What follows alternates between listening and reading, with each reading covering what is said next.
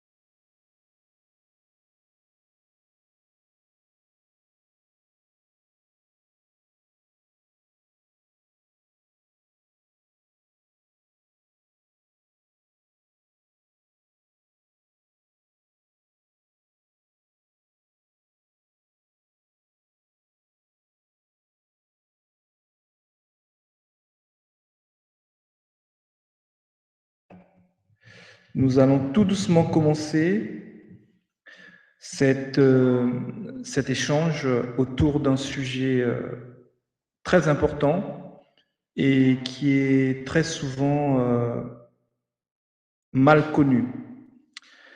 Je voulais d'abord m'assurer qu'on m'entend bien. Par exemple, Claude, est-ce que tu m'entends bien?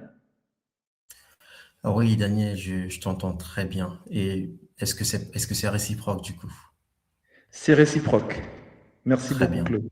Au plaisir. Bye. Je te présenterai tout à l'heure Claude, qui est notre invité surprise. Surprise qui a des choses à partager avec nous.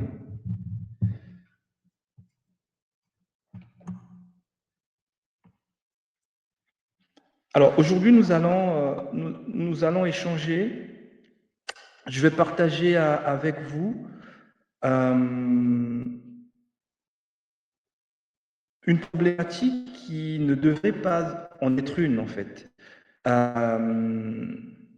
C'est un sujet qui très souvent se transforme en problématique dans les entreprises, dans les organisations, parce que mal connu et souvent très mal connu. Il s'agit du sujet du leadership. Et aujourd'hui, je voulais échanger quelques insights avec vous sous l'angle du leadership comme un levier de performance organisationnelle. C'est un sujet qui me tient à cœur.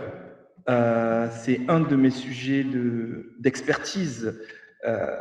Et aujourd'hui, je voulais partager quelques insights dessus avec vous. Alors, en agenda de ce webinaire, nous allons avoir une présentation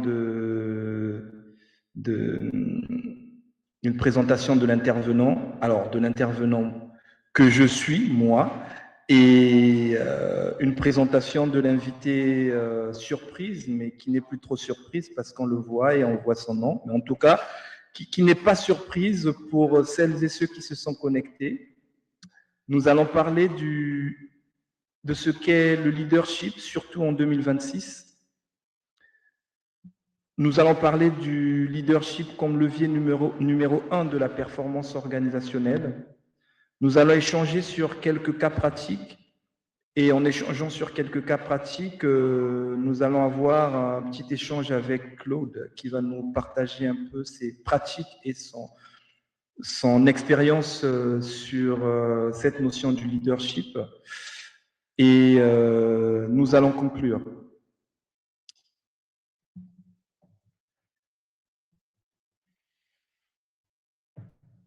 Alors, pour commencer, je souhaiterais me présenter à celles et ceux qui ne me connaissent pas. Moi, je suis Daniel Chanel Moussita, je suis consultant en stratégie en management. Je co-dirige un cabinet de conseil en stratégie en management basé à Luxembourg. J'ai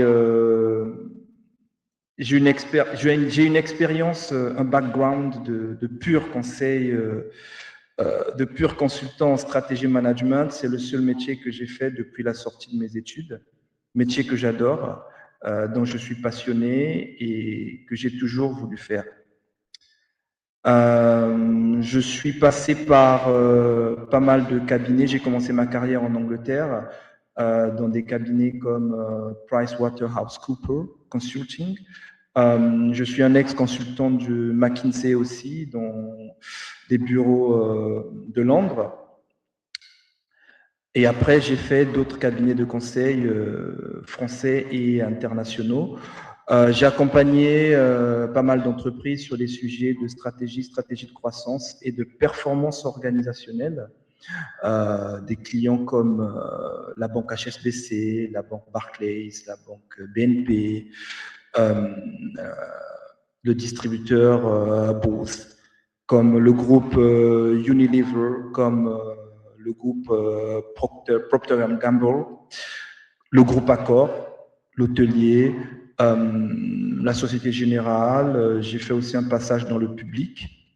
J'ai accompagné la Banque Palatine aussi en France. J'ai accompagné Schneider Electric, Aéroport de Paris, Decathlon aussi, sur toutes les activités de supply chain. Et bon, je pense que j'en oublie certains. Et je les ai accompagnés sur pas mal de pas mal de zones géographiques dans le monde, en Afrique, en Europe, aux États, en Amérique, en tout cas dans les Amériques et en Asie. Et j'ai développé une expertise non seulement stratégie de croissance, mais surtout en performance organisationnelle, ce qui m'a fait comprendre que la réussite d'une entreprise n'est pas que dans la définition de la stratégie, mais elle est surtout aussi dans la manière dont on l'exécute. Sans plus tarder, je vais passer quand même la main à Claude pour se présenter. Je vais le laisser se présenter et après, vers la fin du webinaire, on aura un petit échange avec Claude sur ce sujet de leadership. Claude, est-ce que brièvement, tu pourrais te présenter, s'il te plaît? Oui, très bien, Daniel. Tu me reçois toujours, hein? On est d'accord? Oui, toujours. Ok, très bien. Donc, contrairement à toi, moi, j'ai eu une carrière, j'ai eu un parcours assez différent et atypique. Tout commence au Cameroun, qui est mon pays d'origine, où je suis né et grandi et où j'ai fait la plus grande partie de mes études jusqu'à l'obtention de mon Master 1. Master 1 en physique, hein, théorique et mathématiques, hein. Vous savez, en Afrique, les études ont un caractère plutôt théorique, ont un caractère surtout fort sur le point de vue, sur le plan théorique que pratique. Donc, ce sont ces études-là qui ont cultivé en moi cette ouverture d'esprit et cette capacité d'analyse ou encore de modélisation de systèmes mathématiques. Donc, à l'issue de ce master-là et par le biais d'une convention interuniversitaire qui avait été signée entre l'université du Tian au Cameroun et l'université de Lorraine en France, je me retrouve donc en France en septembre 2017 pour un master 2 de physique de la matière condensée et de la nanophysique. Donc, une fois arrivé en France, je tiens d'ailleurs à faire un big up au professeur Malter euh, qui est responsable de cette formation-là et qui nous suit probablement aujourd'hui. Donc, après, quand je suis arrivé à Master 2 en France, tout s'est très bien passé. J'ai continué dans le domaine de la physique théorique et de la nanophysique. Et donc, après cela, après mon Master, j'ai obtenu un financement de thèse. Parce que j'ai fini le Master avec une très bonne moyenne.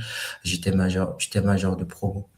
Donc, pour ce qui concerne ma thèse, je l'ai faite à l'université de Lorraine et c'était principalement basé sur de la physique théorique et beaucoup de mathématiques et beaucoup d'analyses également, ce qui a d'ailleurs davantage renforcé cette capacité et cette compréhension du monde de l'IA. Donc après cela, je suis allé en Allemagne pour un postdoc dans le domaine de la physique, mais avec un caractère IA où j'ai passé 2 années et demie de ma vie en Allemagne à faire de la physique en tant que chercheur. Et qu'est-ce que ça m'a apporté concrètement? Ça m'a apporté de l'esprit d'analyse, hein, l'esprit de synthèse, la capacité de synthèse, surtout cette capacité de collaboration et de pilotage de projets complexes. Donc, quand je finis mon postdoc, j'arrive à Paris en tant que doc. Je suis recruté dans une entreprise de Paris en tant que docteur en intelligence artificielle. Seulement, quand j'arrive dans cette entreprise-là, oui, justement, parce que j'ai fait pas mal d'IA, j'ai fait beaucoup d'intelligence artificielle et dans un caractère purement recherche et aussi entrepreneurial. Donc, quand j'arrive à Paris en tant que docteur en intelligence artificielle, au bout de 2 mois, je démissionne de mon poste, contrairement à toi, Daniel, qui a fait plusieurs entreprises. Moi, j'ai pas trouvé la nécessité de continuer dans le privé. Et c'est donc dans ce contexte-là que je prends la résolution de me concentrer à fond dans le domaine de l'entrepreneuriat. Et donc aujourd'hui, ça fait maintenant plus de 3 ans que je suis dans l'entrepreneuriat deep tech, dans de la technologie avancée. Et je fais un focus sur des solutions dans la résolution des problèmes qui ont trait à dont l'Afrique en a besoin, quoi, en a besoin. Voilà, je crois que je vais m'arrêter là. Merci. Ok. Merci beaucoup, Claude, pour cette belle introduction. Nous reviendrons vers toi vers la fin de ce webinaire pour échanger avec toi sur cette notion de leadership. Alors,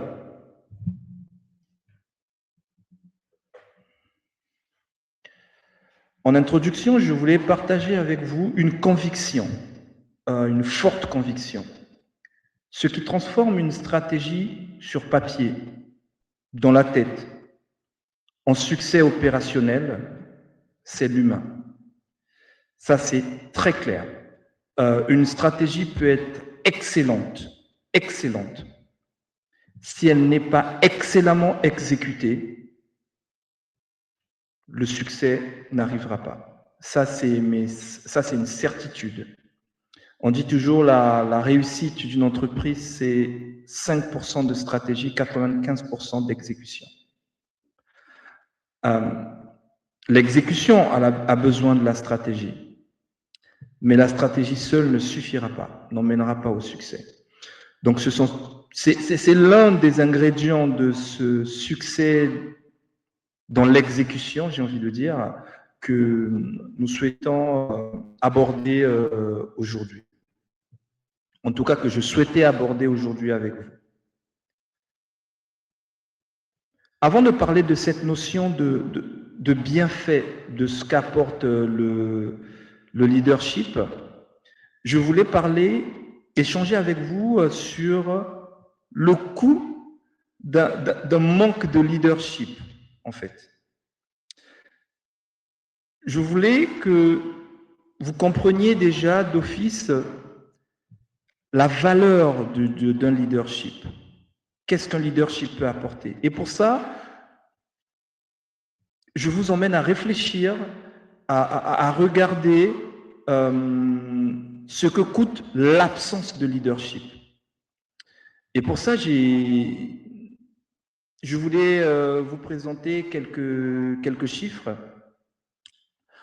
notamment celui d'un rapport de l'Institut Gallup qui montrait que le désengagement des collaborateurs, qui est une conséquence directe d'un manque de leadership, le désengagement des collaborateurs coûte à l'économie mondiale 8 900 milliards de dollars par an. Le désengagement des collaborateurs, donc qui est une conséquence directe d'un manque de leadership, coûte à l'économie mondiale 8 900 milliards de dollars par an. Je ne sais pas si vous imaginez l'ampleur de ce chiffre. C'est environ 9% du PIB mondial. Tous les ans, on perd environ 9% du PIB mondial causé par une absence de leadership. Ça, c'est un premier point. Le deuxième point va s'axer un peu sur le rôle central du manager. Et 70% à peu près de la variance de l'engagement d'une équipe est directement attribuable à son manager direct. Donc là, on voit le rôle qu'a le manager direct, le rôle qu'a le leadership ou le manque de leadership d'un manager, d'un dirigeant sur ses équipes. Ça influe directement. Le leader de proximité, le manager de proximité est en quelque sorte la clé de voûte dans la santé mentale et de la performance des équipes. Ça, c'est un sujet souvent mal compris au sein des entreprises et qui est néanmoins le plus important.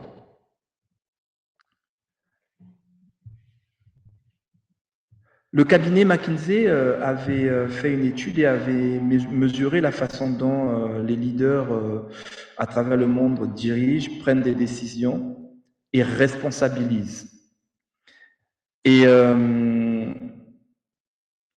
il en est sorti que les organisations ont très bonne santé organisationnelle, les structures, les entreprises ont très bonne santé organisationnelle, où le leadership a sa place, le leadership est actif, le leadership est présent, le leadership est utilisé comme levier. Donc ce genre d'entreprise, ce genre d'organisation génère des rendements pour les actionnaires, donc si on parle un peu argent, pour les actionnaires 3 fois plus que les organisations en mauvaise santé sur ce point-là. 3 fois plus, c'est énorme.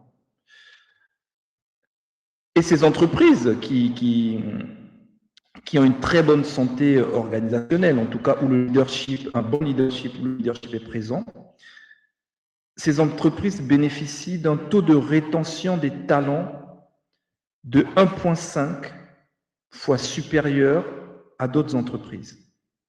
Et on sait que la gestion des talents, la rétention des talents est un sujet super important, est une problématique très délicate pour les entreprises aujourd'hui. C'est peut-être dur de recruter le bon talent, mais c'est très compliqué de le garder. Et donc, ces entreprises qui manifestent d'une bonne santé organisationnelle via un leadership présent et actif font preuve d'un taux de burn-out 2,7, près de 3 fois inférieur à d'autres entreprises. C'est énorme et c'est génial pour ces entreprises-là dont le leadership est présent dans l'organisation.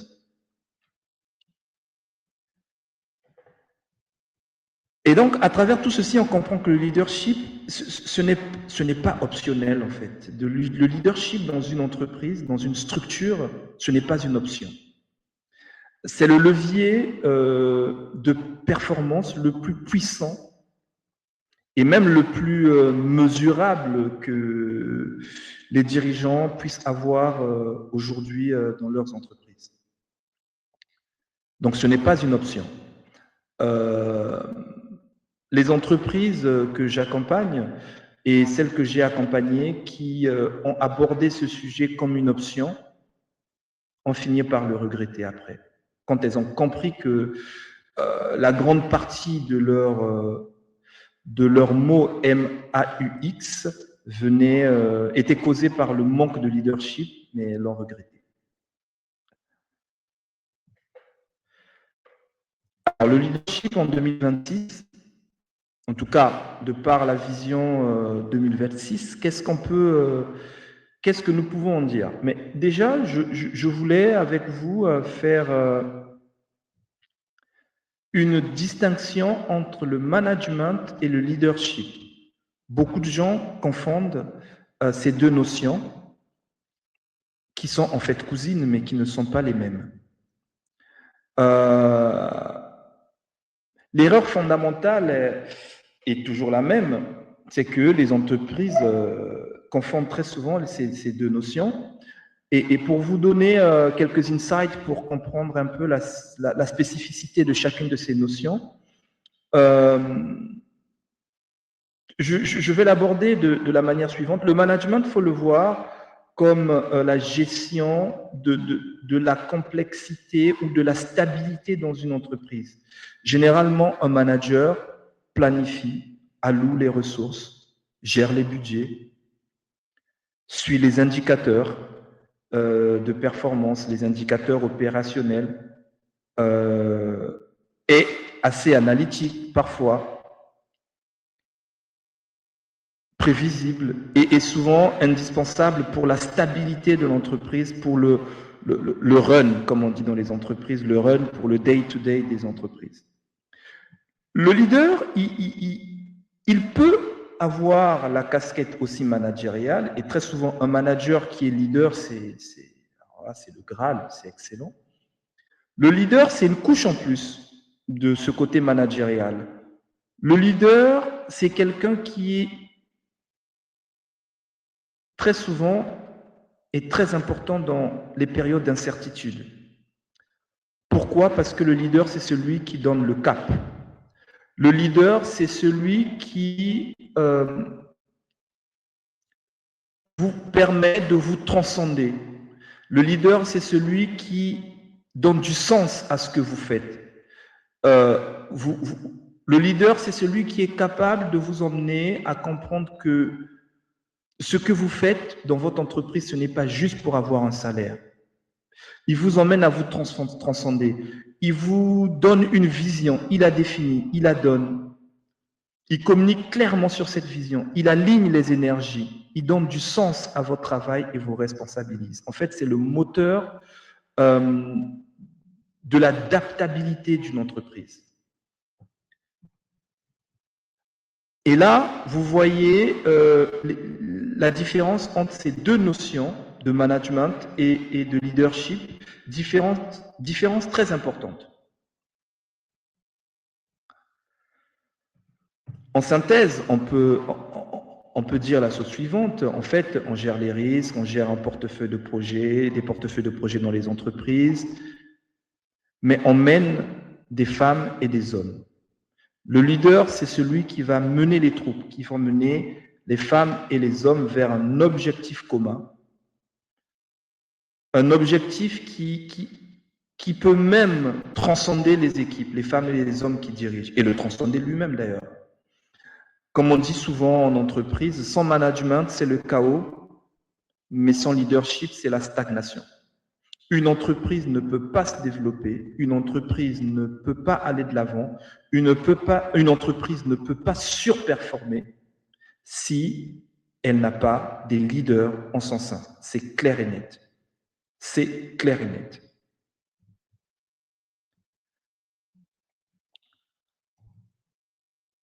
Alors, je souhaitais échanger avec vous aujourd'hui quels pourraient être les trois piliers d'un leadership générateur de valeur. Le premier pilier, je vous en ai déjà parlé précédemment, c'est le sens, la direction, la vision. Un leader, c'est celui qui donne du sens à ce que vous faites. Il ne vous dit pas juste ce que vous faites, il ne vous dit pas juste ce que vous devez faire, mais il vous montre pourquoi vous devez le faire. Un collaborateur performant n'est pas celui qui sait comment exécuter sa tâche. Généralement remarqué dans les entreprises, dans les organisations, et on en parlera certainement tout à l'heure, Claude, toi qui diriges une entreprise très prometteuse.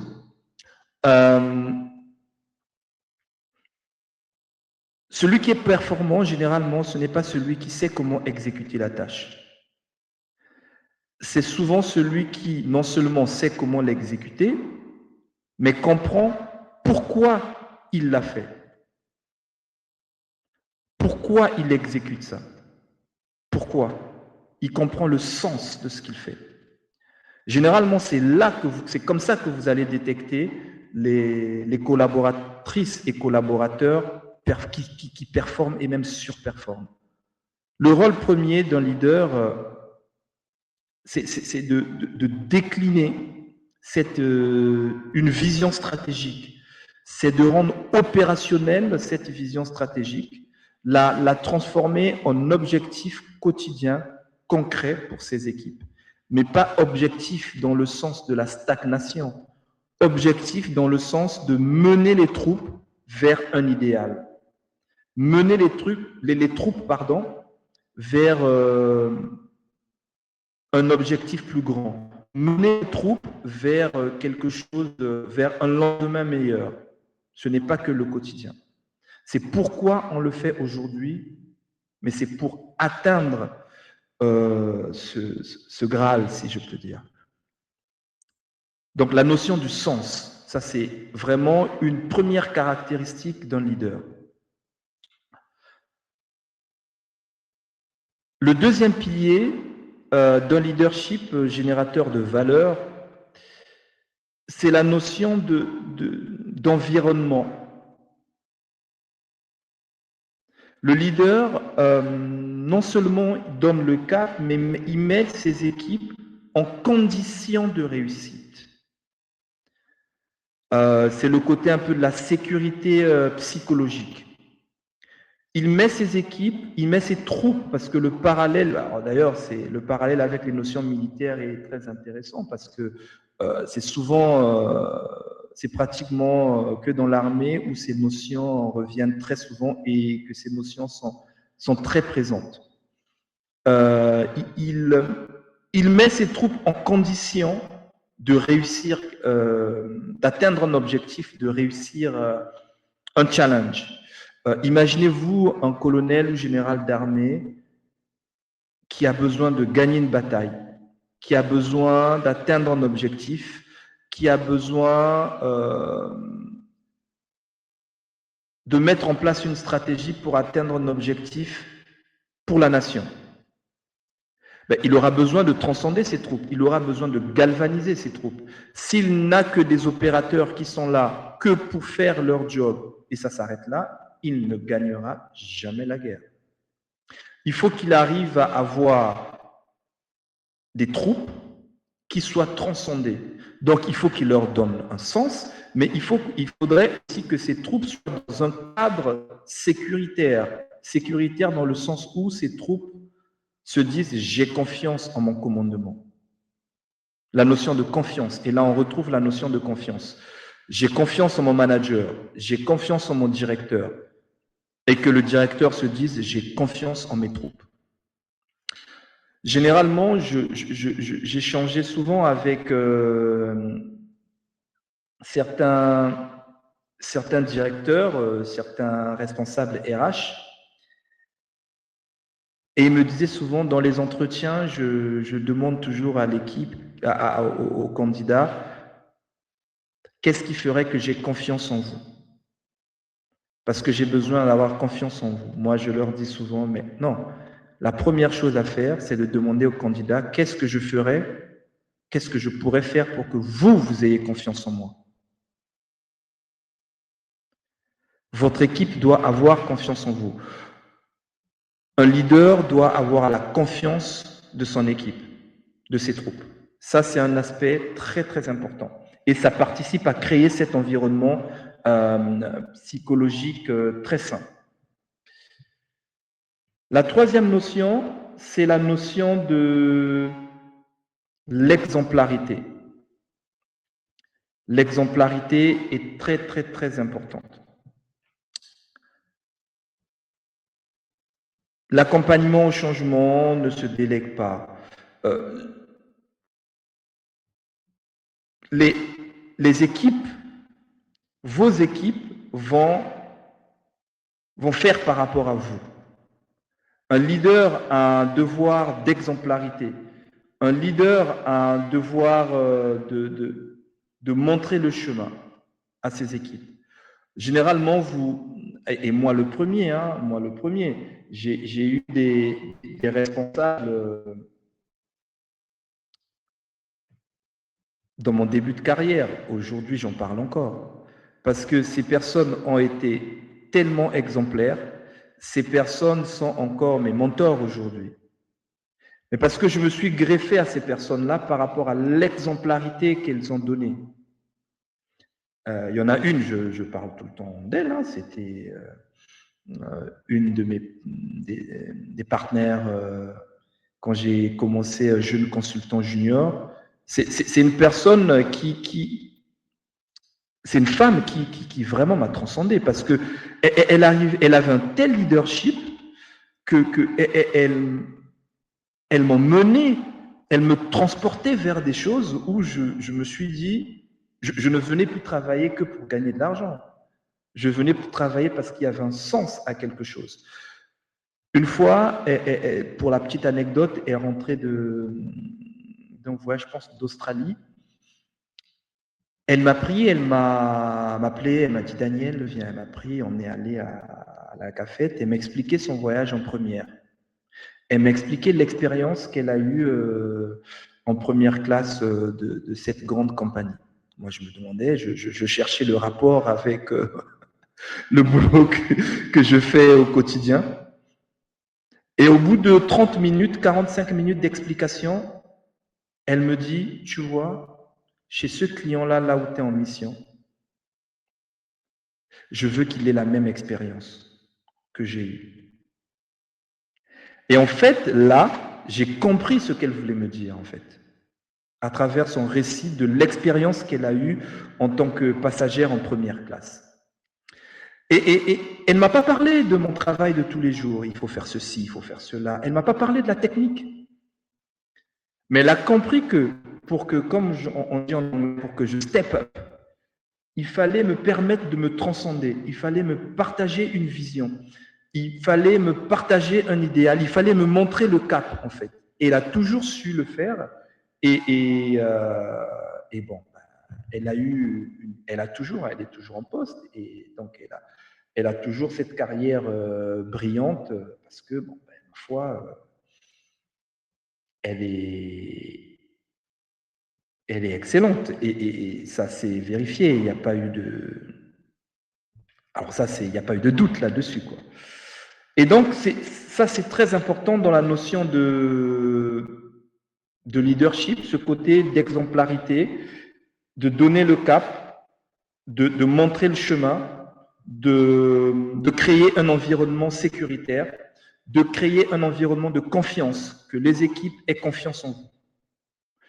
La première chose à chercher, ce n'est pas que vous ayez confiance en vos équipes.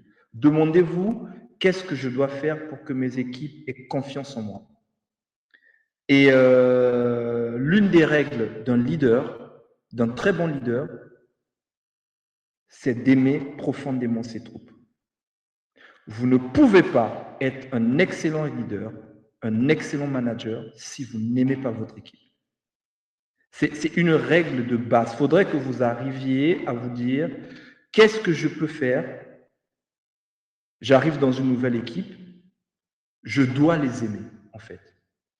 Je dois les aimer. Et ça, c'est une caractéristique que vous allez trouver dans tous les vrais leaders, tous les leaders, en fait. Il n'y a pas de faux ou de vrais leaders, il y a des leaders et des non-leaders. En fait. Donc, tous les leaders, l'une des premières caractéristiques que vous allez trouver, c'est l'amour qu'elles ou qu'ils ont pour leurs équipes. C'est flagrant, c'est flagrant. Et donc, tout ça, ça génère un environnement sain que j'ai catalysé dans ces trois piliers que j'ai définis comme les trois piliers d'un leadership générateur de valeur. Alors, comment le leadership se transforme en performance financière, finalement? L'effet multiplicateur sur l'engagement. Le leadership ne produit pas directement un chiffre d'affaires. Et c'est là où beaucoup d'entrepreneurs ou de dirigeants d'entreprise se trompent. Ils sont toujours à la course au chiffre d'affaires. Il y avait une des conférences de Bernard Arnault. Bon, je ne vais pas vous dire qui est Bernard Arnault, vous le connaissez tous. À Polytechnique, il disait « Le chiffre d'affaires, le résultat financier n'est qu'une conséquence. Ce n'est qu'une conséquence. Si vous faites bien certaines choses, si vous assurez la déclinaison, cette déclinaison de la stratégie de manière opérationnelle via un bon leadership à travers tout ce qu'on s'est dit précédemment, le résultat financier sera là. Un excellent leadership ne peut que conduire à un succès. C'est indéniable.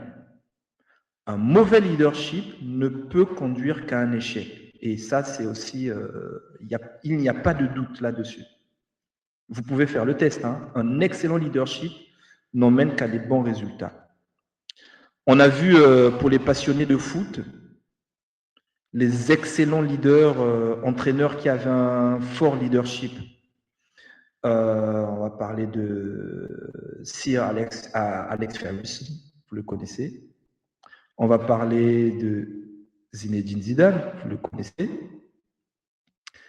On va parler d'autres aussi. Je ne vais pas citer leurs noms, mais vous les connaissez. Et tous, Ils ont eu d'excellents résultats dans leurs équipes, avec leurs équipes. C'est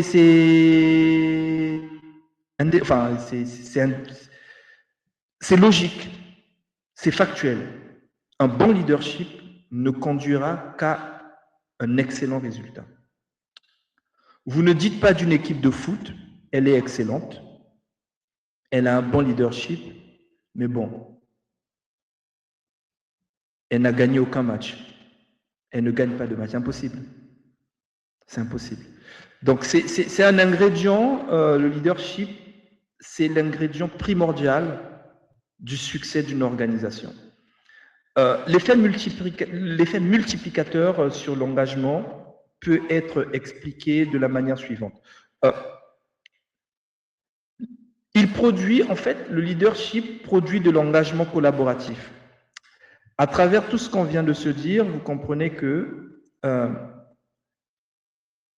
quand vous avez des troupes et que vous êtes un excellent leader, vous permettez la collaboration entre les différentes unités de vos troupes. Je prends un exemple. Vous êtes un excellent général, votre armée de l'air, votre armée de terre,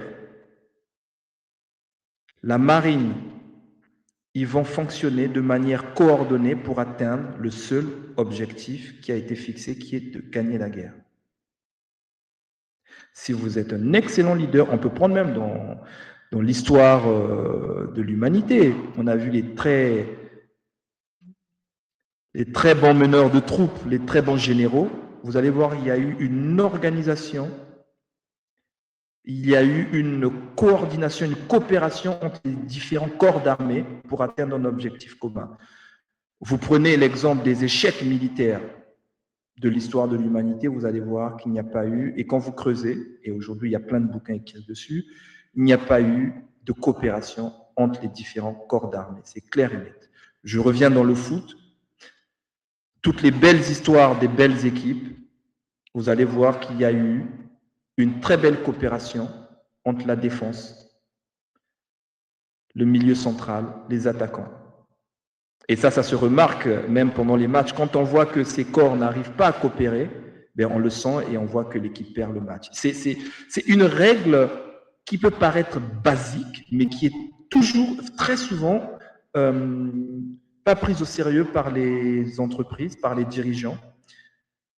Et malheureusement, je le leur rappelle très souvent quand elles sont dans des situations peu désirables. Et là, à ce moment-là, elles prennent conscience de la situation. Une autre étude qu'avait menée le Harvard Business Review, que j'espère vous connaissez, qui disait que les entreprises dotées d'un fort niveau d'engagement, donc engagement créé par un fort niveau de leadership, affichent une rentabilité supérieure de 21%, et une productivité en hausse de 17% par rapport à leurs concurrents. Enfin, c'est énorme. Enfin, Claude, qui est entrepreneur aujourd'hui, je pense que quand je présente ces chiffres-là, il les convoite. Parce qu'avoir ces chiffres-là tous les ans, c'est magnifique. C'est magnifique. Mais ça, vous l'avez avec le leadership. Un mauvais leadership engendre du désengagement, le fameux quiet quitting, qu'utilise souvent, un terme utilisé souvent par les Britanniques. Ça veut dire je viens faire mon boulot, je fais juste ce qu'il faut et je ne fais pas plus. En fait, l'engagement, c'est quoi? De manière très simple, pour définir l'engagement. L'engagement, c'est quand vos collaborateurs, vos équipes font au-delà de ce qu'ils doivent faire juste pour ne pas être virés, en gros. Et quand il y a désengagement, les équipes font juste ce qu'il faut pour ne pas qu'on leur reproche de ne pas faire leur travail. À partir du moment où ces équipes sont embarquées dans une aventure, elles vont au-delà de cette ligne de quiet quitting. Et ça, c'est un indicateur qu'on peut mesurer, qui est mesurable dans les entreprises. Je l'ai mis en place dans les entreprises et on a pu le mesurer.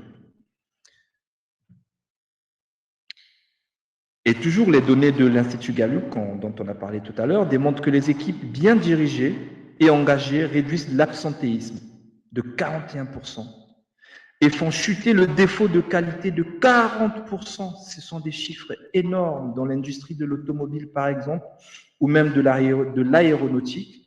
Ce sont des chiffres qui sont convoités,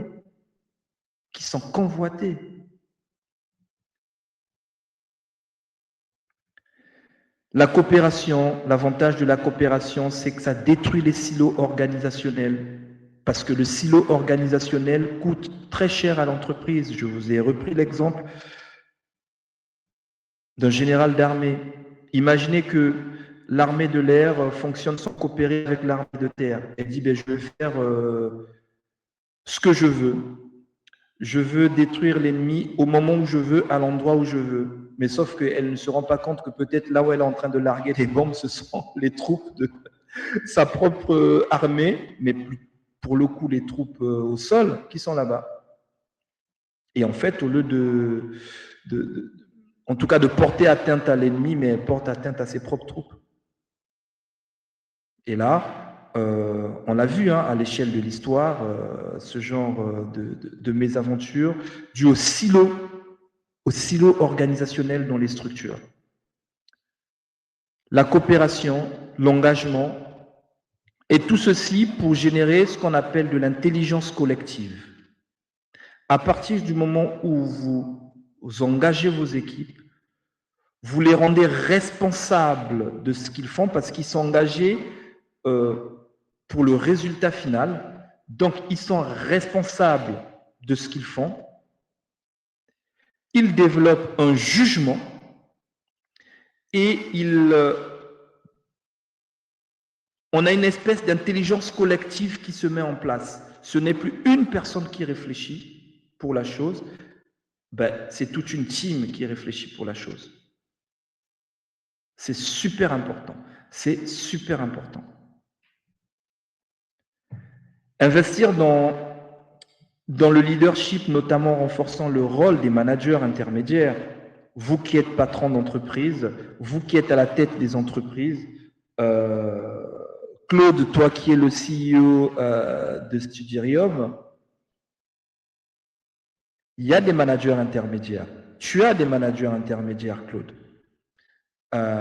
Et l'idée, c'est de permettre, de donner les moyens d'utiliser les piliers dont on a parlé précédemment pour créer un environnement où ces managers intermédiaires puissent être le relais de ta vision sur le terrain. Que ces managers intermédiaires puissent être ceux qui vont aller, qui vont décliner la vision stratégique de manière opérationnelle jusqu'au commercial qui va aller voir le client. Ce management intermédiaire, c'est vraiment la croix de transmission entre le leader et la suite. C'est pour ça que vous remarquerez que les très grands leaders, les très grands dirigeants d'entreprise, ils font très, très, très attention à leurs équipes. Ils sont très rigoureux dans la construction de leurs équipes. Ils sont très rigoureux à quel type de team je vais avoir avec moi pour aller au combat. C'est très important. C'est ça qui va faire la réussite de l'ambition stratégique d'une entreprise. Et les très grands leaders, les très grands dirigeants, ils sont très rigoureux sur qui les entoure. Ce sont des gens, c'est très difficile de rentrer dans cet environnement proche, en tout cas, de cet état-major, mais c'est très facile d'en partir. Ça veut dire la moindre perte de confiance, vous sautez. Parce qu'ils ne peuvent pas se permettre d'avoir des gens avec eux qui ne veulent pas gagner la guerre. Ils ne peuvent pas se permettre ça. Ça ne veut pas dire qu'ils sont d'accord avec ce qu'ils disent, ça ne veut pas dire que c'est des gens qui disent oui à tout ce qu'ils disent. Non, ce n'est pas ça. Mais ça veut dire que c'est des gens qui ont développé une intelligence collective pour réfléchir dans un seul but commun. Ils sont tous dans comment faire pour atteindre cet objectif-là. Et donc, l'une des qualités des grands dirigeants, c'est savoir s'entourer. Savoir s'entourer. Alors là, si vous ne savez pas vous entourer en tant que dirigeant, vous êtes mort. Parce que votre manager intermédiaire, c'est ce qui va créer la croix de transmission, le ruissellement de cette ambition stratégie en excellence opérationnelle et en performance organisationnelle.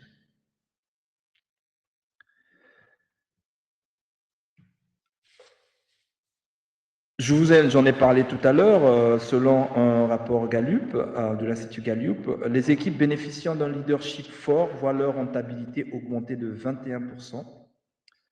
Et ça, c'est vraiment directement l'impact sur la productivité et l'engagement. Et leur turnover baissait de 59%. Turnover, gros sujet dans les entreprises. Les dirigeants s'arrachent les cheveux pour se dire, mais comment je vais gérer mon turnover? Je croyais que le plus compliqué, c'était de recruter les bons candidats. Maintenant, je me rends compte que le plus compliqué, c'est de les retenir. Comment je fais? Et tous, ils prennent la solution facile, c'est de dire, je vais les retenir par l'argent, par le salaire, par les primes. Oui, c'est un élément, mais il n'y a pas que ça. Il y a des gens qui se sont vus changer d'entreprise, même pour gagner moins. Pour gagner moins. Mais parce qu'ils étaient embarqués dans une vision. Ils étaient embarqués dans quelque chose qui les transcendait. Et ils acceptaient de perdre en partie leur salaire. Une partie de leur salaire.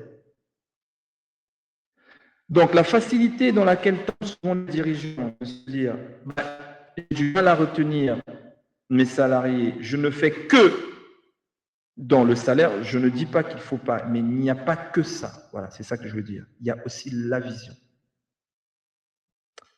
Il y a là où vous voulez les emmener, comment vous les transcendez, comment vous les transportez vers quelque chose de plus grand. C'est une discussion que j'ai souvent avec les dirigeants d'entreprises, publiques comme privées d'ailleurs. Un collaborateur désengagé fait acte de présence. Un collaborateur inspiré par son leader apporte des solutions aux problèmes opérationnels. Ça, c'est important. Ça veut dire que vous décentralisez même la souffrance de régler les problèmes. Parce que quand vous avez des équipes engagées, il y a certains problèmes qui vont régler d'eux-mêmes. Quand vous avez une équipe désengagée, ils viennent, ils font juste leur boulot. Les problèmes, ils vous les laissent. Et vous allez vous arracher les cheveux. Mais j'ai trop de problèmes, c'est toujours moi qui dois trouver les solutions. Je ne comprends pas mon équipe et pourtant ceci, cela. Eh bien oui, ils sont désengagés. Eh bien oui, ils sont désengagés. Si le middle management, ça c'est un exemple, si le middle management ne soutient pas, par exemple, la nouvelle méthode de travail, les équipes contourneront les nouveaux processus pour revenir aux anciennes habitudes. Le leadership intermédiaire est la croix de transmission de la performance. Et on en a parlé il y a juste quelques minutes. Le leadership est la croix de transmission de la performance. C'est la garantie de la performance. Je ne connais pas une seule organisation qui a connu la performance sans leadership. Je n'en connais pas une et je vous mets au défi de m'en trouver une. Impossible. Impossible. Mais donc, quel que soit le secteur d'activité, je vous ai pris l'exemple du sport, par exemple. On connaît les grands entraîneurs qui ont fait office de leadership. Quand vous regardez leur palmarès d'entraîneurs, ils ont connu des réussites, des succès enchaînés. Les succès se sont enchaînés. C'est indéniable. Je ne connais pas un très bon leader qui n'a pas connu de succès. Faux. Et donc là, vous voyez bien que le lien avec la performance est direct et indéniable. C'est indiscutable. Je vais vous donner quelques cas concrets que moi j'ai eu à voir. Bien sûr, je tairai certains noms. Un exemple de 3 missions que j'ai menées, alors je pouvais vous en citer plusieurs, hein, mais je me suis dit, bon, ben, on va s'arrêter à 3 missions, où j'ai accompagné des entreprises sur ces sujets-là. Le premier cas, c'est un grand groupe hôtelier français. Bon, une fois que j'ai dit ça, je pense que vous imaginez qui c'est. Dans le renforcement que j'accompagnais au niveau européen et aussi au niveau de l'Asie, dans le renforcement du leadership de ses cadres intermédiaires et la restructuration de son encadrement. L'axe central de mon intervention lors de cette mission, hein, c'était de restructurer l'encadrement et surtout renforcer le leadership des managers intermédiaires. Mais ben oui, la ligne de front que j'appelle la ligne de front, les managers intermédiaires, elle était déclinante. Et à partir de ce moment-là, vous ne gagnez pas les combats que vous devez gagner. Et donc, travailler sur ça, travailler sur ce que moi j'appelle cette ligne de front, travailler sur ces managers intermédiaires, leur redonner du leadership, les embarquer pour certains, pour d'autres les réembarquer dans la transcendance des ambitions stratégiques de l'entreprise. Ça a permis une implémentation réussie d'un nouveau système de pilotage des activités au niveau européen et au niveau de l'Asie. Cela a permis, je puis dire, l'augmentation de l'engagement des collaborateurs, ben forcément, et une meilleure coopération entre les départements, ce qui avait vraiment manqué à cette entreprise à ce moment-là. Et ça a entraîné l'amélioration globale des performances organisationnelles. Je ne peux pas communiquer là pour cette entreprise sur je ne peux pas communiquer encore sur les gains, enfin, en tout cas, je les connais, mais la confidentialité dont je suis soumis par rapport à cette mission et par rapport à ce client m'empêche de communiquer sur les gains que ça a apporté dans la performance de l'entreprise. Gains en chiffre d'affaires et résultats. Et je peux vous dire qu'ils étaient énormes. Énormes. Deuxième cas pour une banque britannique où j'ai travaillé sur la refonte du modèle opérationnel pour cette banque. C'était dans un contexte de transformation organisationnelle via la définition et l'implémentation de ce qu'on appelle un Target Operating Model. C'est un TOM dans le jargon, on appelle ça TOM. Je vois qu'il y a certains consultants qui m'écoutent, donc qui comprennent ce que c'est qu'un TOM. C'est un modèle opérationnel cible, Target Operating Model. Comment l'entreprise va opérer, comment l'entreprise va exécuter pour atteindre les ambitions stratégiques. En gros, c'est ça. Et le leadership a consisté à rassurer, à donner du sens aux transformations menées et à accompagner les équipes sur les nouvelles solutions informatiques front to back. Et là, on était pareil sur le périmètre britannique, périmètre européen, périmètre asiatique aussi et périmètre Amérique dans la zone du New York, New Jersey. Et là, je pouvais communiquer sur les gains. C'est très clair, plus 22% de gains de productivité mesurés, plus 18% de revenus un an après ma mission. Un an après ma mission, bing, plus 18% de revenus. La preuve que le leadership génère du retour sur investissement de manière directe. De manière directe. Mais comme pour beaucoup de dirigeants, ça peut leur paraître abstrait, ils disent ce n'est pas un sujet. Jusqu'au moment où ça leur fera mal et ils se rendront compte que, ah oui, en fait, c'est un sujet. Troisième cas, pour une place boursière européenne, que j'ai accompagné dans l'optimisation de leurs processus et amélioration de leurs pratiques dans un contexte de rationalisation des activités, de leurs activités. La mission a permis de mettre ce qu'on appelle, comment dire ça en français, ce qu'on appelle client centricity, le focus client, la centricité client au cœur de leurs valeurs, de la valeur des valeurs de l'entreprise. Pensée client, pensée parcours client, ce qui a fait la force d'Amazon. Amazon, quand ils ont commencé, c'était leur seule obsession, le parcours client. Et on connaît la réussite qu'ils ont obtenue très rapidement. Au passage, vous verrez aussi que le leadership de Jeff Bezos a fait de beaucoup dans la réussite des ambitions d'Amazon. Ce changement de paradigme n'a été possible que par la forte implication du top management. Et effectivement, quand on travaille sur ça, on part parce que la première personne qui doit insuffler ça, c'est, comme on dit, le boss de l'entreprise, le patron. Donc, on part de là pour décliner ce leadership auprès du management intermédiaire qui va décliner aussi ce leadership auprès des équipes opérationnelles. Résultat, plus 41% de satisfaction client, 8 mois après ma mission. Plus 13% de productivité, 1 an après ma mission. Donc, c'est clair et net. Hein, les résultats, ils sont là. Voilà, c'est indéniable. Il n'y a pas de doute dessus. Et il est temps que dirigeantes et dirigeants, nous puissions prendre conscience de cet aspect-là. Et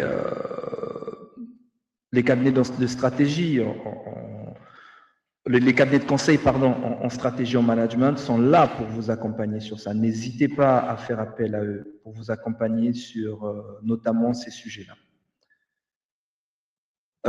Maintenant, je souhaiterais que nous fassions connaissance avec Claude. Claude qui s'est déjà présenté en début. Claude, c'est un entrepreneur qui gère la société, donc qui est le CEO de la société Studirium. Donc, vous comprenez maintenant que pendant mon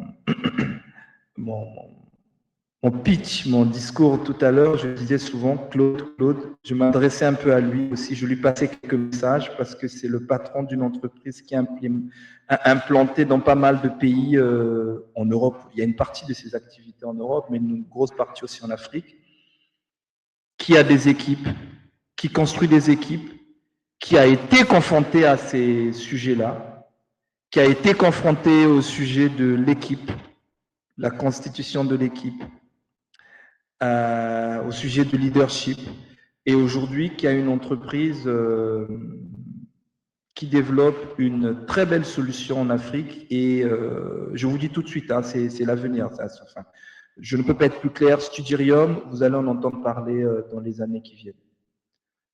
Claude, j'ai quelques questions pour toi. Déjà, ma première question, que penses-tu de ce que je viens de dire, en tout cas, par rapport au leadership? Est-ce que ça te parle? Et si ça te parle, comment? Tu es en mute, Claude. Oui, en fait, oui, évidemment, ça me parle. Ça me parle. Oui, le sens, c'est très important, je trouve, hein, lorsqu'on veut mettre en place un leadership, il est important de se rassurer que les troupes comprennent où on s'en va. Et il y a également cet aspect sécuritaire là qui est important parce que ça permet de surmonter tous les obstacles et les difficultés auxquels on fait face. Et le fait de préserver une image de qualité également, ça motive les troupes et ça pousse les autres à vouloir être comme nous. Tout à l'heure, dans ton discours, tu as mentionné un truc que j'ai trouvé très intéressant. Ça, je l'ai pas forcément appris quand je me suis lancé dans l'entrepreneuriat. C'est la diversité dans les équipes. Il y a un phénomène qui s'appelle the wisdom of the crowd. C'est une loi qui stipule que lorsqu'on met plusieurs personnes d'origine différente et de cultures différentes au sein d'une équipe, on ne peut qu'obtenir des meilleurs résultats. Pourquoi? Simplement parce que la loi, elle est basée sur le fait que les faiblesses des uns font les forces des autres. Et lorsqu'on regarde l'équipe, on voit une personne morale, on voit, c'est une personne, c'est un tout qui constitue une personne. Pourtant, lorsqu'on regarde les individus les uns après les autres, chacun a ses forces et ses faiblesses. Et quand on les regarde dans l'ensemble, les efforts de l'un, les faiblesses de l'autre viennent compenser les forces de l'un et ainsi de suite. Ce qui fait qu'à la fin, on ne peut que se retrouver à des résultats euh, satisfaisants. Donc oui, je partage complètement ce que tu viens de dire. Mais je dois rajouter un truc à cela aussi, c'est que tout ce que tu dis, en fait, c'est clair, c'est vrai, c'est la chose à faire. Mais toujours est-il que généralement, dans le parcours de l'entrepreneur, il y a des choses qui s'acquièrent, ou encore il y a des expériences qui s'acquièrent par la pratique. Il y a des leçons qui paraissent vulgaires, mais dont on ne prend pas toujours compte jusqu'au jour où nous en faisons face et que nous réalisons vraiment à quel point on aurait pu éviter cela. Voilà, donc oui, sommairement, grosso modo, je suis complètement aligné avec ce que tu as dit. Je pense même que ça rentre un peu dans mon code, dans mon code ou encore mon modèle de fonctionnement aujourd'hui. Super, Claude.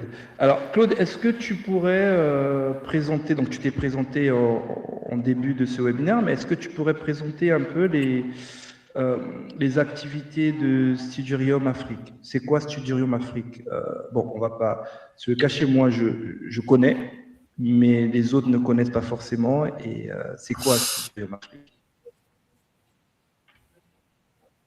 Ah oui, tout à fait. En fait, tout à l'heure, je me suis présenté de manière globale. Je ne me suis pas présenté en tant qu'entrepreneur. J'ai juste dit que j'étais entrepreneur deep tech, mais j'ai rien dit par la suite. Donc, en fait, ce qu'il faudrait savoir, c'est que je porte plusieurs projets aujourd'hui. Pourquoi? Parce que moi, j'ai compris que j'avais beaucoup de choses à apporter ou encore à mettre à disposition au service des personnes nécessiteuses, aussi bien dans le contexte européen que dans le contexte africain. Mon objectif ou ma vision consiste à me lever chaque jour pour aider ceux qui sont dans des difficultés à trouver des solutions urgentes auxquelles ils font face, notamment dans le contexte du numérique, en passant par des domaines qui touchent l'éducation, la santé et même les recrutements. Donc là, on est sur un sujet qui me parle. Nous sommes dans un contexte que j'apprécie et sur lequel je travaille depuis fort longtemps. Donc, pour faire simple, euh, dans le contexte européen, je travaille sur une solution. C'est une intelligence artificielle, une espèce de psychologue professionnel qui écoute le demandeur d'emploi et à la fin dresse les métiers qui sont faits pour lui et le connecte aux différentes entreprises qui pourraient avoir besoin de lui. Conséquence, on a un talent, on recrute un talent le plus rapidement possible dans la durée. Et on est même capable d'évaluer son évolution ou encore de prédire son évolution professionnelle sur les 12 mois, ce qui permet comme ça de réduire les taux de recrutement ratés, qui est un problème majeur auquel les entreprises font face dans le contexte européen, notamment français. Pour ce qui est de l'Afrique, ici on parle de plusieurs solutions, hein. Il y a Studirium, il y a également une autre application médicale sur laquelle je suis, dans le cadre d'un projet d'ailleurs qui est très porteur, qui est très promoteur également, mais dont je ne pourrais pas parler ce soir parce que je suis également tenu par des clauses de confidentialité. Donc, pour revenir à Studirium, Studirium, en fait, c'est une application, c'est une intelligence collective qui permet d'optimiser la gestion scolaire, de l'orientation académique, centraliser tous les acteurs de l'écosystème via une plateforme intelligente. Et la réalisation de l'écosystème, je ne parle pas que des établissements, je parle pas que des parents, je parle pas que des enseignants ou des élèves, je parle aussi des médecins scolaires, je parle aussi des conseils d'orientation, je parle même des rectorats ou encore même du ministère qui pourrait avoir son espace et suivre toutes les activités en temps et en heure.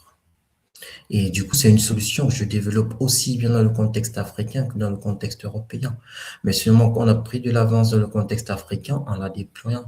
Et aujourd'hui, nous sommes dans plusieurs pays, notamment le Cameroun, le Tchad, le Sénégal, le Congo RDC, je crois que le Cameroun, le Tchad, le Sénégal, le Congo RDC et bientôt le Congo Brazzaville.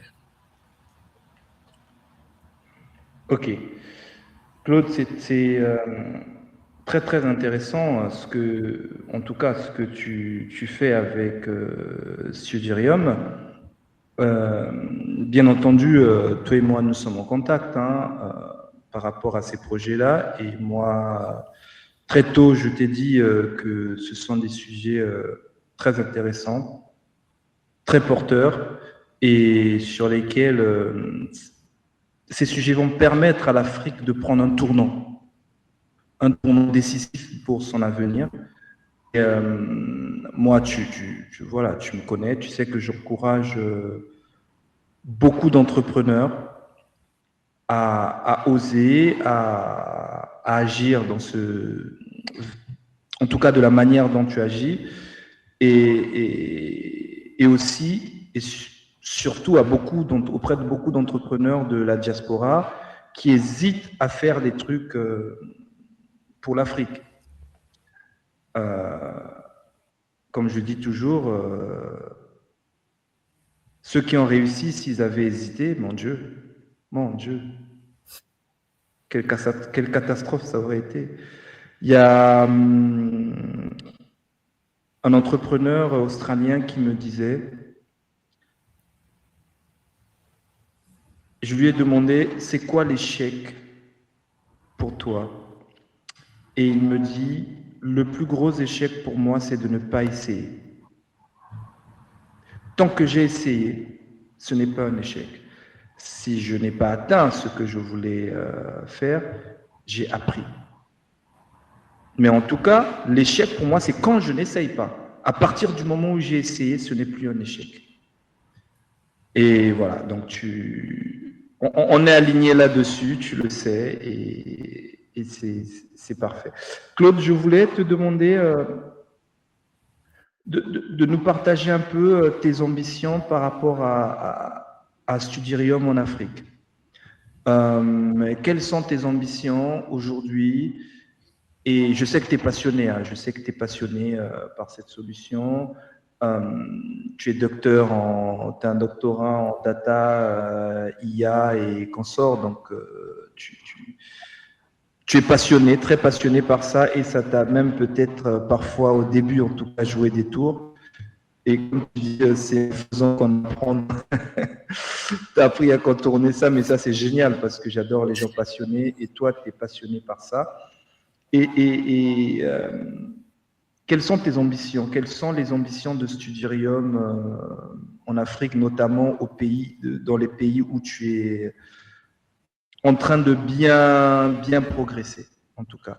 Et tes ambitions pour tout le continent par rapport à Studirium, parce que là, le Tchad, le Cameroun, la RDC, le Congo-Brazzaville, ça m'a tout l'air de quelque chose qui veut manger toute l'Afrique. Donc, est-ce que tu peux nous en dire deux mots, s'il te plaît?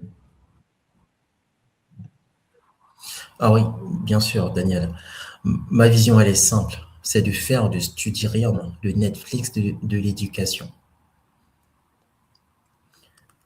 En d'autres termes, je voudrais permettre à n'importe quel élève ou étudiant, peu importe sa position géographique ou encore sa situation financière, de pouvoir être scolarisé dans l'école de son choix en quelques clics. On prend par exemple le cas de la France et du Cameroun. Un étudiant, par exemple, qui passerait son baccalauréat au Cameroun et qui souhaiterait venir étudier en France. Aujourd'hui, on sait ce que ça coûte de faire des démarches procédurales. Et lorsqu'on rentre dans le cadre de ces études, Ce que ça implique, c'est qu'il faut faire des certifications. Pourquoi? Parce que certains, on a besoin de certifier ces documents parce qu'il n'y a aucune traçabilité ou encore aucun moyen de vérification depuis la France. Donc moi, ce que je voudrais permettre dans la vision de Studerium, c'est de donner la possibilité à ces étudiants-là, qu'ils soient français d'une part ou camerounais d'autre part, qui désirent d'aller étudier dans l'un ou l'autre des pays, en un clic de pouvoir effectuer leur réservation scolaire et puis faciliter leur procédure administrative. C'est ça la grosse vision derrière Studerium. Et l'idée, c'est de faire ça pour tous les pays du monde. Tu vas me dire, oui, mais chaque pays a son modèle éducatif et tout. On va dire que c'est peut-être pas la même chose que Netflix, évidemment. Tout ça a été pensé. C'est pour ça que nous avons conçu une solution qui est très scalable, qui s'adapte très facilement et qui se personnalise très rapidement. Et l'idée derrière, c'est de mettre une plateforme qui va jouer le rôle de relais. Une plateforme qui sera capable de collecter les informations d'un pays ou dans un autre pays et de les partager avec le pays nécessiteux en quelques clics. Ah, là, c'est excellent parce que tu nous as fait montre de l'ambition, des ambitions stratégiques de Studerium. Et maintenant, comment mobilises-tu tes collaborateurs pour être motivés et engagés dans l'exécution opérationnelle de cette ambition? Toi, tu as cette ambition. Aujourd'hui, ton équipe grandit. Tes équipes au Cameroun, tes équipes en RDC qui sont très dynamiques aux dernières nouvelles que j'ai vues. Tu vas attaquer la République du Congo, enfin, tu vas pénétrer le marché, hein, pas attaquer dans le sens attaque primaire, mais tu vas pénétrer le marché de la République du Congo, et ça ne s'arrête pas là parce que tu nous as parlé même de tes ambitions mondiales dessus. Comment tu fais, toi, en tant que général de cette armée, en tant que patron de cette entreprise, pour faire ruisseler ce leadership, pour emmener, donc là je fais le lien avec tout ce qu'on s'est dit dans cette conférence forcément, pour emmener tes équipes, pour les motiver, pour les transcender et pour qu'ils soient transcendés eux aussi vers cette ambition-là et pour qu'ils drainent leurs opérationnels dans cette lignée-là. Comment tu fais ça? Moi, je dois t'avouer que Daniel, ça n'a pas du tout été facile. Moi, je me rappelle encore que le tout premier pays dans lequel je me suis implanté, c'était le Cameroun.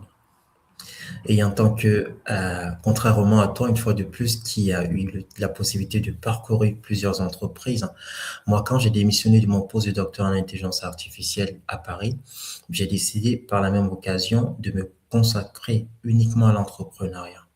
Et moi, de prime abord, je me rappelle encore quand je faisais mon postdoc en Allemagne, en parallèle, je développais déjà la première version de Studerium.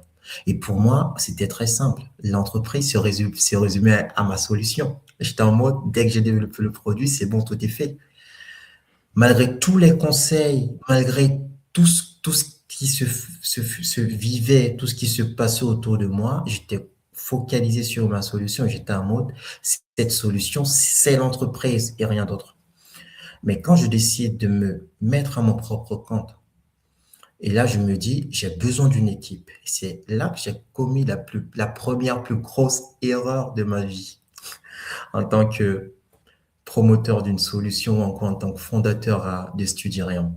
L'erreur que j'ai commise, c'était de constituer une équipe de cofondateurs qui devaient avoir des actions dans l'entreprise du Cameroun en me basant strictement et uniquement sur les liens fraternels que j'avais avec ces gens.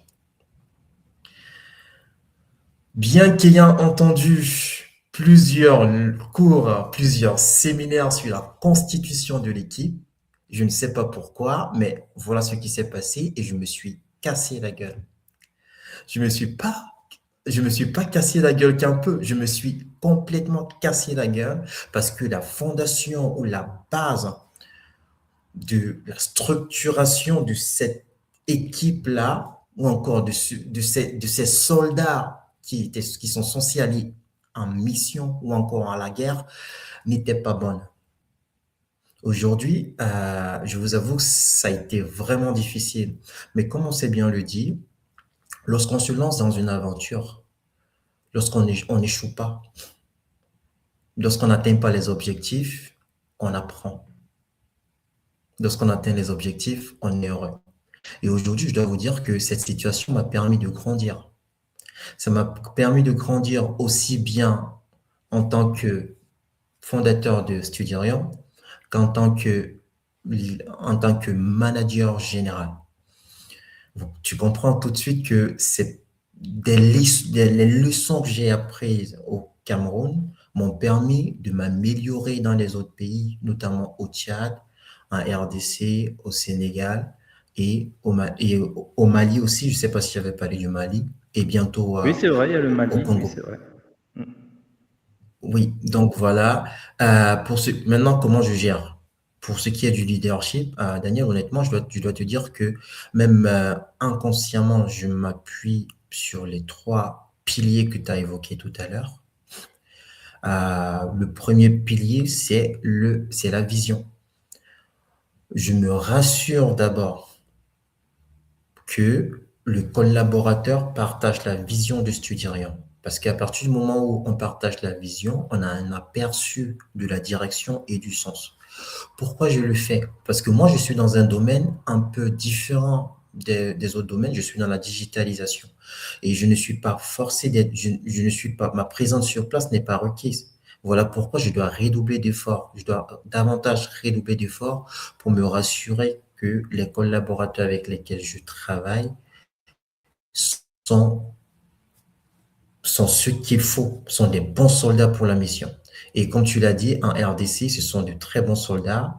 Je pense que j'avais fait appel à ton expertise pour évaluer cette équipe-là. Et je me souviens très bien de ce que tu m'avais dit à la fin. Tu m'avais dit, Claude, si cette équipe a les moyens qu'il faut, elle pourrait aller au-delà des objectifs qu'elle s'est fixés. Et aujourd'hui, ton expertise se conclut, hein, ça se constate. On n'est même pas à un an, hein, on n'est pas à 8 mois que les choses sont plutôt en train de très bien se passer. On a des personnes engagées, motivées, qui comprennent la vision. On a surtout un DG de qualité, un DG qui est très expérimenté, qui maîtrise ce qu'il fait. Et c'est lui le manager intermédiaire. Ce gars, en un seul mot, il est bon. Il assure bien le relais entre la direction et les troupes sur place. Il est force de proposition parce qu'il a compris la vision. Il se sent en sécurité parce que nous faisons, même si on n'est pas complètement transparent avec lui, nous faisons le maximum pour préserver cette relation de confiance qui nous unit. Et ce qui crée de la sécurité au sein de l'équipe et ce qui booste davantage le déploiement des troupes sur le terrain.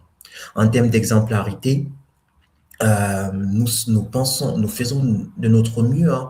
Nous faisons de notre mieux en tant qu'être humain. On ne peut pas dire qu'on est parfait, mais toujours est-il que nous faisons de notre mieux pour inclure tout le monde et partager tant bien mieux que nous pourrions et encore au maximum de nos capacités la vision, soit par l'intermédiaire de nos directeurs généraux ou encore soit par l'intermédiaire des représentants qui sont sur place.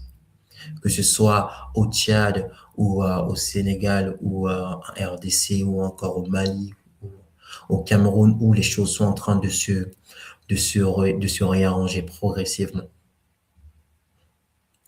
Super Claude, c'est génial d'avoir des témoignages comme ça de jeunes entrepreneurs parce que souvent on a les témoignages des entrepreneurs qui voilà, ils ont fait leur boss, ils ont parcouru leur chemin et ils ont passé par ce que tu es en train de passer là et ils ont revendu les boîtes ou en tout cas les ont gardées, mais ils sont arrivés à un niveau de réussite où voilà, ils deviennent des vitrines.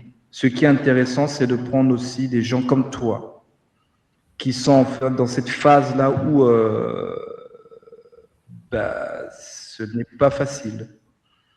Mais on a la motivation, on a l'envie, on a cette vision et on a ce leadership pour avancer.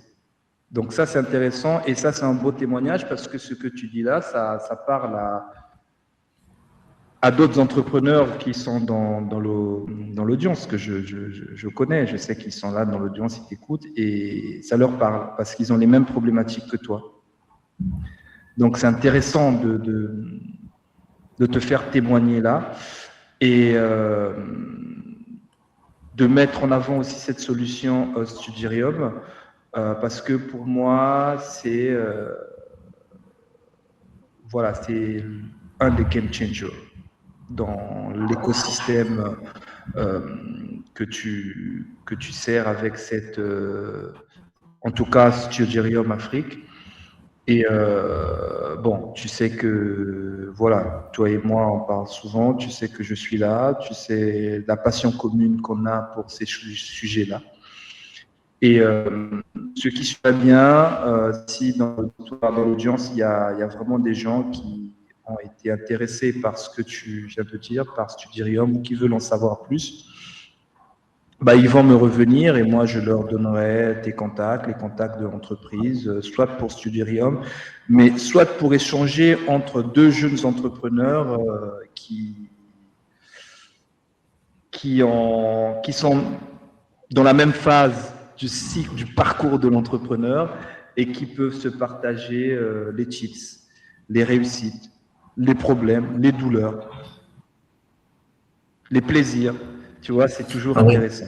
justement, tout à fait. Pour ajouter un autre point à ce que tu viens de dire, là, en fait, c'est que, ah oui, c'est vrai, là, j'ai parlé de l'équipe, j'ai parlé du leadership, mais même moi, en tant que leader, il y a une valeur ou il y a un trait qui s'est dessiné dans le temps. Il y a un trait de personnalité qui s'est dessiné dans le temps. Tout à l'heure, tu parlais des générateurs de valeur.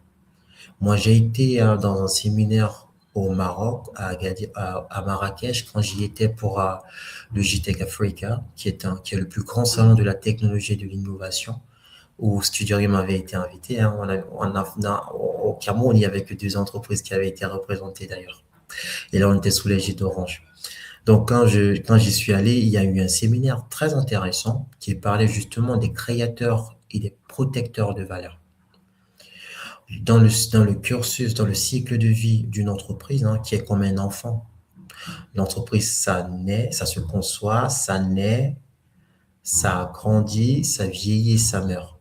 Dans ce process-là, il y a deux grandes catégories d'entrepreneurs. Il y a les entrepreneurs qui sont des créateurs de valeur. Il y a des entrepreneurs qui sont des protecteurs de valeur.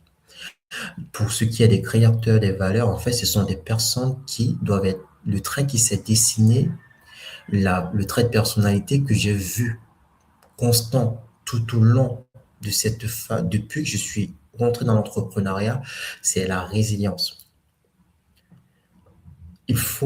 C'est important d'être résilient. Parce que pour avoir une équipe à manager ou encore une équipe à diriger, il faut déjà que tu sois à ce stade-là, à ce moment d'avoir l'équipe. Mais en tant que personne qui a fait son chemin ou qui continue à faire son chemin, je pense que il y a eu beaucoup d'obstacles qui se sont produits, des obstacles que j'aurais pas su ou encore pu surmonter si j'avais pas été résilient, en restant focalisé sur l'objectif et en me disant un jour ça va aller. Donc il y a ce trait de personnalité là qu'il faudrait soit cultiver, soit améliorer davantage. Mais en même temps, dans la limite du possible, hein, c'est pas de dire que si tu te rends compte qu'un truc ne marche pas, tu vas t'obstiner. Je ne parle pas de l'obstination, moi je parle vraiment de la résilience. Et faut bien marquer la limite entre cette résilience et l'obstination. Voilà, merci. Claude, merci beaucoup. En tout cas, c'est super. Et donc, pour conclure, on peut dire que le leadership est le seul pont viable entre vos ambitions de vous dirigeants, vous patrons, vos ambitions de croissance et l'exécution. Ce pont viable, c'est le leadership. C'est le seul, l'unique, comme on dit, le seul, l'unique, le vrai. Il n'y en a pas d'autre. Pour passer de la théorie à la pratique des demain, alors demain ou lundi, pour ceux qui vont prendre leur week-end, dans vos propres organisations, vous qui écoutez maintenant et qui allez m'écouter au moment de la rediffusion de ce webinaire, je vous invite à agir sur 3 leviers concrets. Le premier levier, c'est très rapidement auditer la maturité de votre leadership avant même vos process. Les gens se précipitent souvent à auditer la maturité de leur processus. J'ai un problème, est-ce que mes processus sont bons? J'ai un problème, ce sont les processus. Avant de lancer, par exemple, vos prochains grands projets de transformation digitale ou de réorganisation, vous dirigeants, posez-vous cette question. Vos managers sont-ils équipés pour porter ce changement? Ça, c'est quelque chose que je vois souvent dans les entreprises que j'ai accompagnées et que j'accompagne. Cette fameuse ligne de front, la croix de transmission, est-ce qu'elle est solide? Mais on le voit même dans le foot, c'est rigolo parce que en parlant de ça, je me rends compte que même une équipe de foot, c'est une organisation, c'est une structure, elle fonctionne pareil. Quand vous avez le milieu central qui ne fonctionne pas, généralement, l'équipe ne gagne pas le match.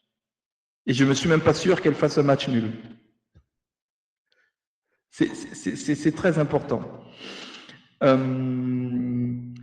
Ne vous contentez pas, vous dirigeants, d'un diagnostic opérationnel ou financier. Évaluez aussi la capacité de vos leaders à créer de l'engagement. Super important. Super important. Deuxième action concrète que je peux vous conseiller dans l'immédiat, c'est d'armer et de responsabiliser votre middle management. Le renforcement du leadership des managers intermédiaires, c'est vraiment la clé pour implémenter un nouveau système ou une nouvelle stratégie dans l'entreprise, dans l'organisation. On en a parlé tout au long de ce webinaire et on a vu aussi avec l'exemple de Claude que ce qui fait le bon élan, par exemple, de la RDC, ben, c'est la ligne de front que tu as là-bas, sur place. C'est comment tu as su t'entourer avec ces équipes-là, comment tu as su créer cet environnement de confiance, comment tu le maintiens. Et effectivement, tu as pris l'anecdote sur le premier échange, Claude, que j'ai eu avec eux et toi et ce que je t'ai dit après. Mais parce que moi, en tant qu'expert sur ces sujets, je t'ai dit, bon, là, je pense que tu as des soldats, s'ils sont bien équipés, ta guerre, tu vas la gagner. Et là, c'est en train de se mettre en œuvre. C'est en train de se vérifier. C'est très important de renforcer le leadership de vos managers intermédiaires. Formez-les à devenir des catalyseurs de performance plutôt que de simples contrôleurs de gestion. On a vraiment pléthore des managers ou intermédiaires aujourd'hui qui sont de simples contrôleurs, qui ne comprennent même pas le sens de ce qu'ils font, même pas le sens de leur poste, même pas le sens de leur rôle. Alors, ce n'est pas forcément à eux qu'il faut jeter la pierre, c'est peut-être à celui ou celle qui est au-dessus. Est-ce qu'elle leur a donné les moyens pour porter le costume? Est-ce qu'elle a su s'entourer? Ce ne sont peut-être pas, pour certains, peut-être pas les bonnes personnes à cette place-là. Et ce n'est pas leur faire un cadeau que de leur donner un poste où ils seront mal à l'aise, parce qu'ils seront toujours ou elles seront toujours en décalage avec les attendus. Donc, ce n'est même pas les aider, ces personnes-là. Donc, quand on parle de moyens, ça commence par se dire, est-ce que déjà la personne, elle est là? Est-ce que c'est la bonne personne ou elle est là par rapport à un népotisme qui serait arrivé je ne sais comment? Troisième action concrète que je demande, c'est bien entendu, ces sujets-là, ce sont les sujets de performance organisationnelle, ces sujets d'exécution, ces sujets de stratégie de croissance, ces sujets de leadership sont des sujets sur lesquels moi, je veux pas dire je suis expert, mais en tout cas, je continue à développer et entretenir mon expertise dessus. Certains diront que j'en suis expert, c'est très bien, mais moi, je dis que oui, j'en suis peut-être expert, mais je continue à m'aiguiser dessus, je continue à construire mes connaissances dessus. Donc, ce sont des sujets que je connais très bien. Nous, au CBF, on va continuer à organiser des webinaires comme ça et d'autres événements. Mais n'hésitez pas à venir en rejoignant le CBF, qui est un think tank qui est basé à Londres, mais qui opère partout, notamment en Europe et en Afrique.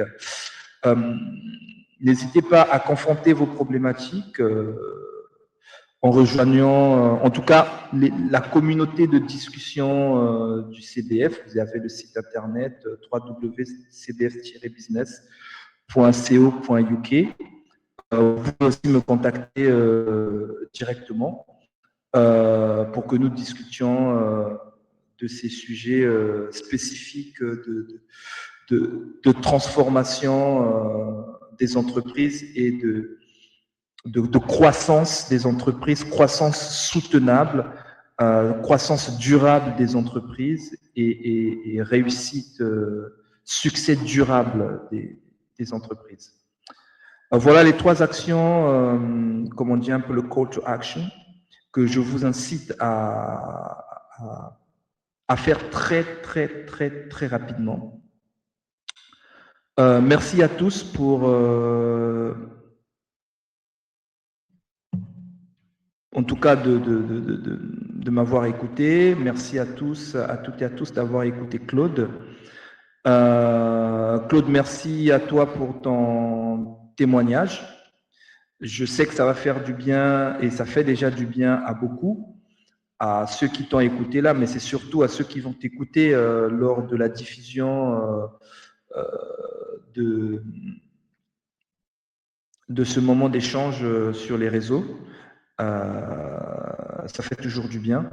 Merci à toi et merci à tout le monde. Je ne sais pas, Claude, si tu veux rajouter un mot de la fin.